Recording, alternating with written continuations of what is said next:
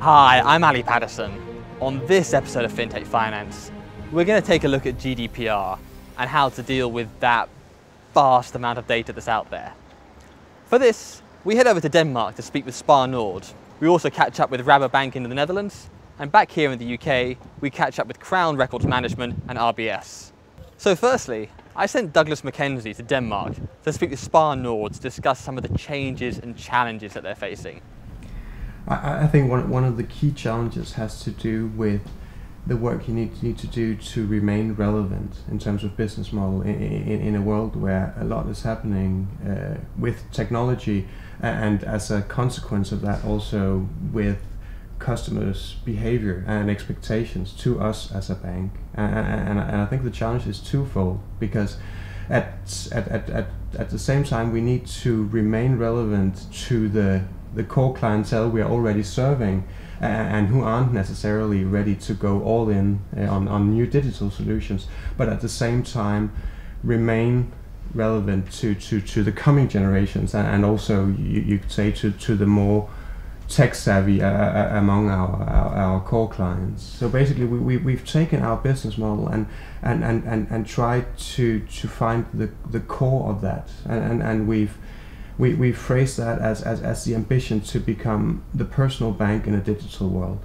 and then you say recognizing that we are a relatively small company, we've chosen an open innovation strategy where we try to reach out to the development community outside the bank, and more concretely this involves initiatives such as opening our platform technologically, but also in terms of the legal framework to be able to integrate with both, you could say, the whole fintech environment, but also with more established players within technology. It's really good to hear that you sound like you have open banking at the core of your strategy. Where do you see that heading in the next few years? Well, we've been in a phase the last 12 months or so where we've done a lot of work on the fundamentals, so to speak, getting the IPA framework in place, getting the legal framework in place, getting the organization up to speed, and I think if you look at it from a broader perspective, I think this is going to gain increasing importance in the whole sector. I think after we've been through a period where a lot of talk has been happening in the whole, you say, disruption scene, where will startups come and take away our whole business, where now I think we are more looking into a collaboration scenario where, because a lot is happening in the whole fintech ecosystem, and I think it's going to be mutually beneficial if both we, the incumbents, and the startups seek collaboration, because basically we have a lot of the fundamentals in place. We have the customers to start with, but don't necessarily always have the innovation power that we were hoping to have. So I think that you'll see a lot more of this happening. We have a size and a strategy that allows us to get some work done relatively quickly. But I think what you'll see is that some of our larger peers will adopt similar strategies as well. We already have designed a PSD2 readiness into some of the initiatives that we've chosen to invest in the sense that right now we are beginning to test some of the new digital initiatives among our own customers to see if they gain traction, and then it would be a very natural next step to scale them both domestically and potentially also abroad, when we do get PSD2 in place, and that's a whole new way of thinking for a bank like us. First of all, because we historically we've been focused only on the domestic market, so the idea of taking one of our services abroad is quite interesting and something completely novel. But also just looking at it from a domestic perspective, if we could actually gain traction with one of our digital initiatives, and could actually start appealing to some of our competitors' customers, of course that would be hugely interesting as well. I then went to speak with Richard Crook from RBS to hear his insight into the challenges currently in the industry. I think innovation is clearly driving the agenda for us. If we look at what's going on in the customer space, the customer is becoming more demanding, and that is making us more customer focused. That is accelerating, and what we are seeing time and time again is a drive for better services to our customers. So other industries are making it much more convenient for the customer, and in doing so they're asking for the same level of convenience. The trade-off for us is between convenience and security, where some of our customers would be comfortable trading security for convenience, and unfortunately in a regulated industry we actually make sure that our customers remain secure, and the demand or challenge for us is to be convenient and secure at the same time. The challenges come from becoming more customer focused, and if you look at some of the regulation coming through, the open banking is going to have an impact. If we look back 2 years from hence, that will probably not look that different, but if we look back 7 years from hence or 5 years from hence, I think much will have changed. Back in the UK, Douglas caught up with John Colkin to hear about how Crown Records Management are helping companies stay competitive at the forefront. I think a lot of people perceive the technology, especially some of the legacy technology, as being a bit of an anchor, stopping them going forward in the future, especially for established companies. So one of the things we look at is actually how to stop that being an anchor, so how we can use that digital technology and the assets to go forward. So one of the things we look at is long-term digital preservation of the technology. So just because you can read it now doesn't mean you'll be able to read it in 10 or 15 years' time, which is an aspect a lot of people forget about. So one of the things we'll look at is what they've got and where it is, as I said, but also what they're going to do in 5-10 years' time. So we look back at Betamax videos or laser discs and even floppy disks, which are pretty much not used anymore, but there could be vital information on there. So for regulatory or legal reasons in the future, then it's very important to be able to render them in a way that's easily accessible in the future. That's incredible. I had no idea that you would have to even go back that far. So, I mean, what industries does that have the most implications for in terms of backdating and different types of stored data? Well, every industry's covered many ways, even just HR files. So if you're looking at people that have worked with certain machinery or with asbestos, for example, it can be 40 years. It can often be the amount of time they've worked with you plus a number of years, such as 8 years. So it's not just the typically people thinking financial services is 7 years. There's lots more regulations around how long you keep medical records for, especially treating children or adults or special services like that, where it says very sensitive information, but also quite long term as well. And you need to be able to access it in the future. Storing it in paper might be useful, but you might have native digital assets now where you want to keep it for long term. We were then eager to find out how GDPR and Brexit will affect companies. No effect. And the survey we did recently was 24% of companies have stopped preparing for Brexit because they believe it will have an effect. That's very incorrect. It will affect them by the fact that it's multi-jurisdictional, so no matter where the EU citizen lives in the world, they're covered by the legislation. Also, it doesn't make much sense because we're actually going to have lots of regulations very similar to Europe for a very long time, and the fact that we want to have GDPR as a good basis of business, then that means ignoring it would be silly and quite costly, considering that the authorities can fine you a lot of money, 4% of your global turnover, or can actually stop your processing so they can bring your business to a halt. So if you think about that aspect of it as well, ignoring it would be very dangerous, I believe. But I think one of the differences we'll make will be around surveillance, which is one of the reasons why Safe Harbour had the issues in the courts with America. So I think we might find that some Europeans, if they want to be potentially be a little awkward about it, may want to find that our Regulatory and Investigative Powers Act is too invasive, and therefore they may not want to cooperate in the same way we are now.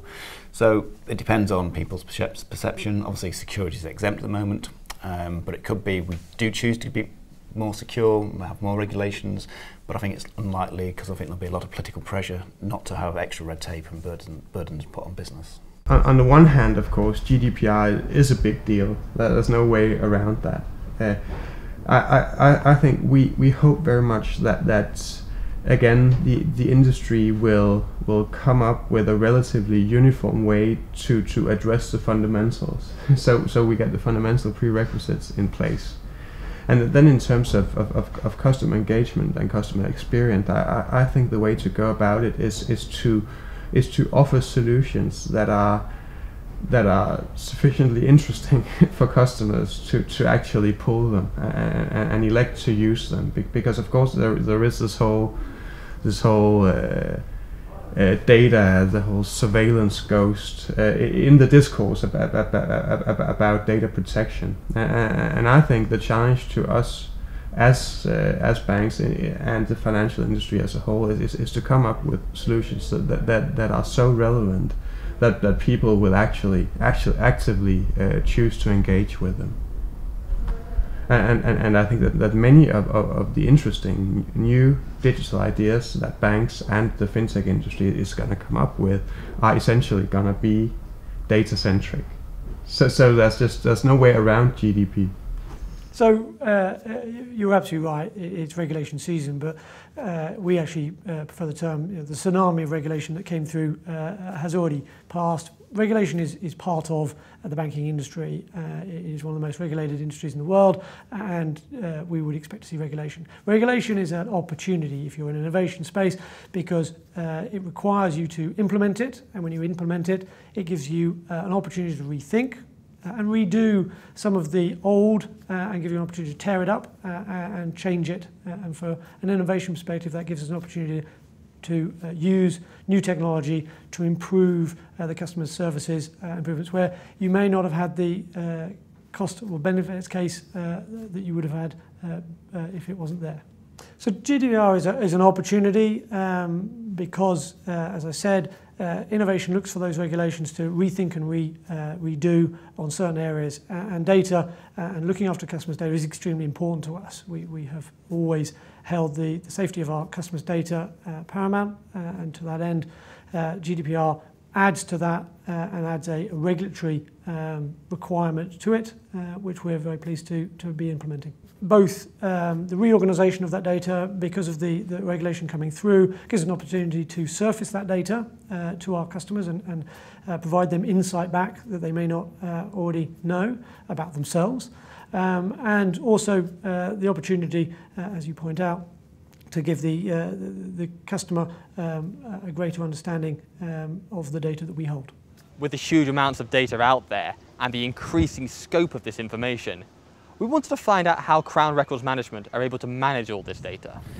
I think a lot of companies have a very black and white view of it. So it's either physical, like paper information, or it's digital, and they don't appreciate lots of companies handle both.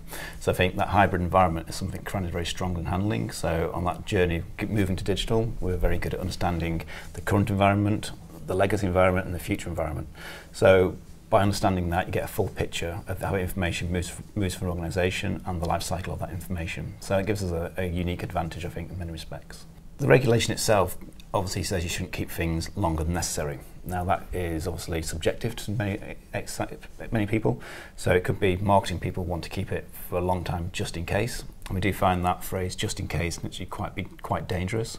So it can be very costly. It can impose risk as well, and you actually need to understand and plan how long you want to keep that information for, and what you want to do with it. So a better, deeper understanding of your information is the way to go forward. Well, our core business strategy is called the personal bank in a digital world, and by that we want to communicate that what we're aiming for is to utilize both the advantages of pure digitization, where it has to do with making transaction banking as seamless as possible, getting you could say smooth and user-friendly digital solutions out to customers.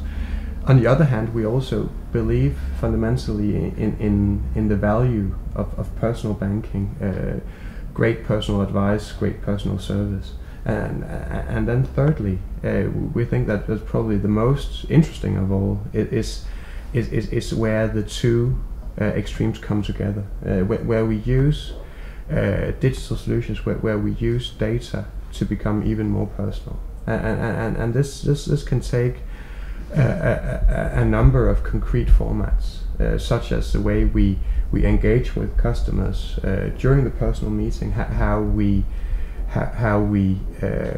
leverage our advice by integrating digital solutions in the physical world, so to speak, but of course also in what we can do with data. So concretely, what we are working on at the moment is to implement an enterprise-wide customer engagement management system that's hopefully gonna support our efforts the whole way through the value chain, so to speak, starting with actually how we select which customers to talk to and about what to talk to them about, to how we set up interactions, how we actually carry them out, and how we then afterwards produce what we actually sell to our customers. So as I view it, it's on one hand it's going to change everything, but on the other hand, what we're trying to do with data is to, you could say, leverage the core of the business model we've been working with for the last 200 years. So it's leveraging the personal offering via data and digital is what it's all about as we see it.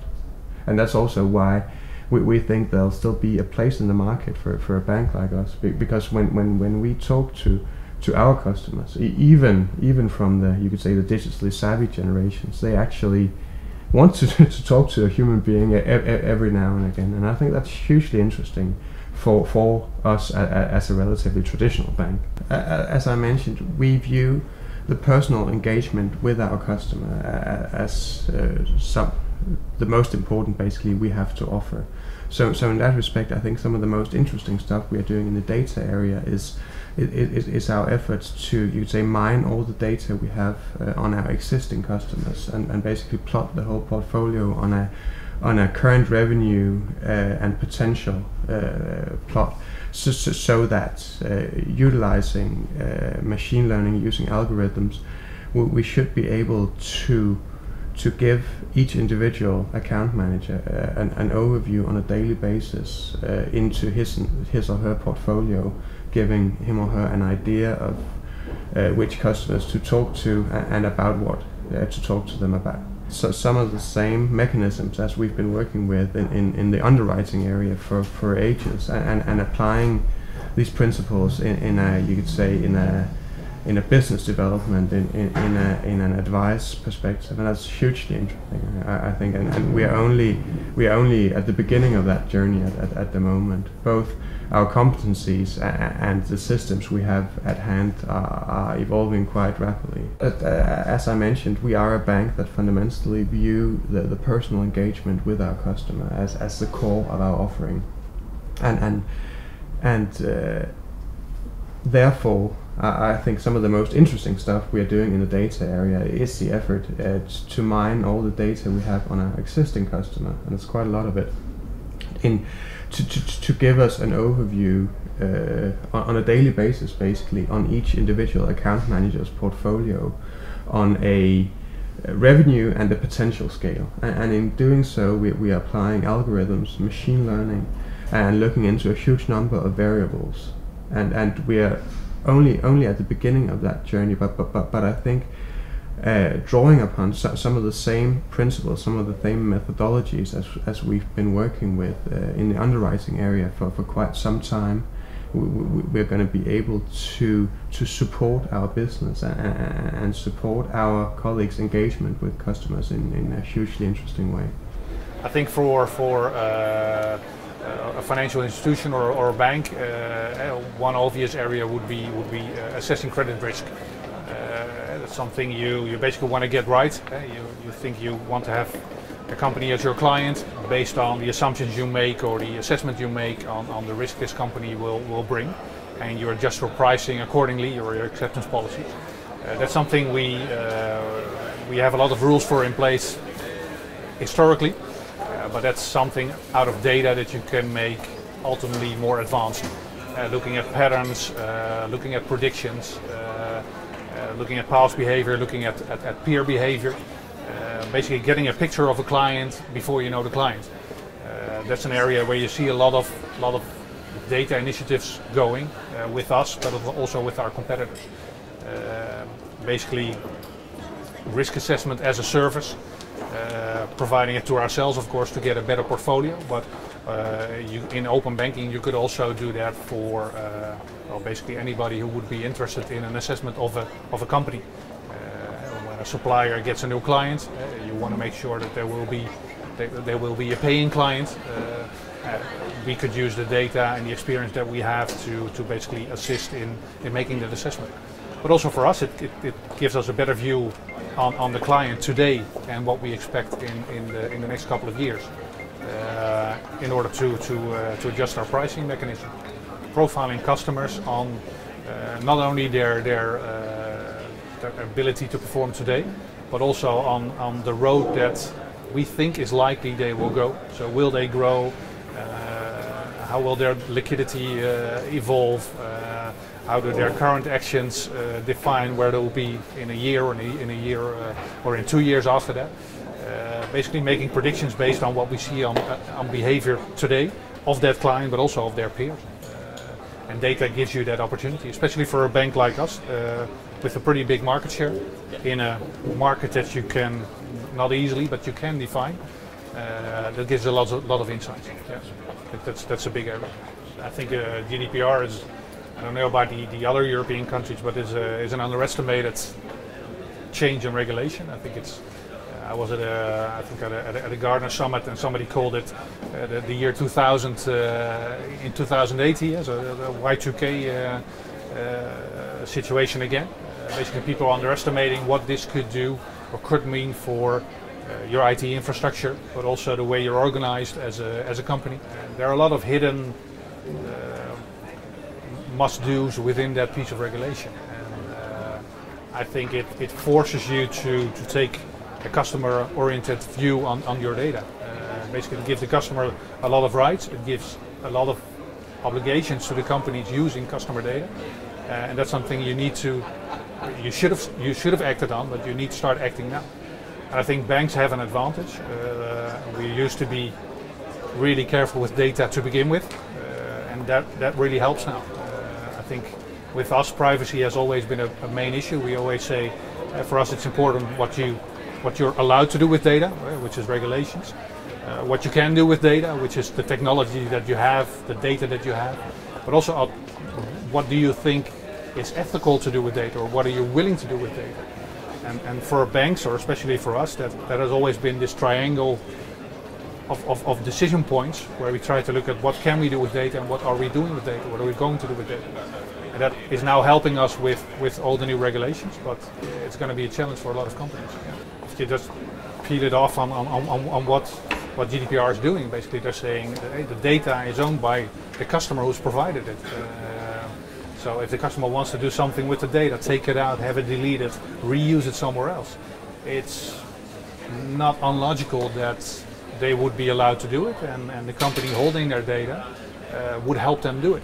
So we also talked about approaching the GDPR from a totally different perspective. Hey, how could this be something we could help customers with? How can we be transparent? Yes, for sure, but also compliant not to the regulations but to the wishes of the customer. And I think that for us is now how we define the challenge, but it's still a challenge because then the technological part is still needed to make that happen. But that's how we try to approach it. We think it's something we can add value to for a customer. We can add value to a customer, and it sort of feels like something we need to do. But not from a regulation, but because we want to. Within that, we're searching for the right solution, right approach. And it feels like it. If you look at the technological challenges, it's sometimes you wish you didn't feel that way, but yes, I think so. I had a new guy starting in my department this morning.